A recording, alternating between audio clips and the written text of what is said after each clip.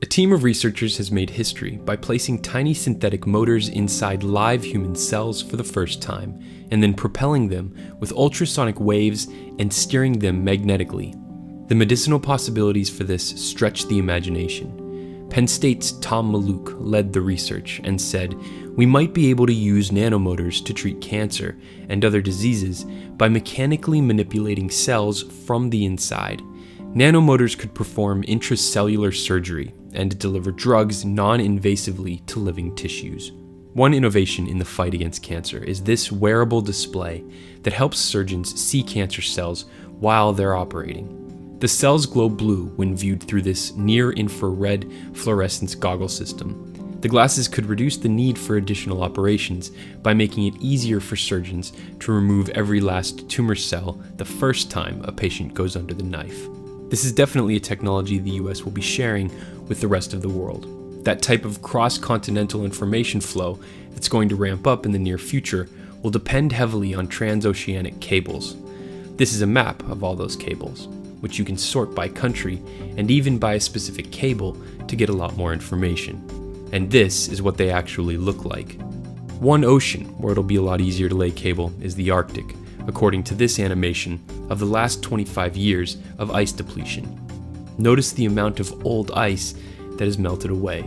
As Arctic sea ice melts, it exposes more open water, causing the ocean to absorb more energy from the sun.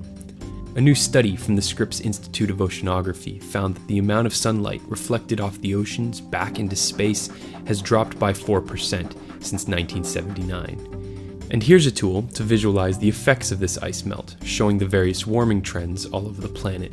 You can search by city or country, or simply drag and drop the pin wherever you want. As climate change inevitably creates international conflict, some countries will turn to military might to make sure things go their way. This is the US Navy's latest offering, a laser weapons system that it will begin testing this summer aboard the USS Ponce.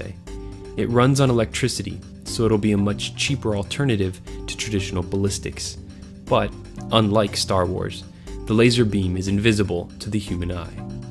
It doesn't produce quite the same levels of heat, but the world's largest solar thermal plant unveiled this week in the Mojave Desert outside of Las Vegas will produce enough electricity to power 140,000 homes each year.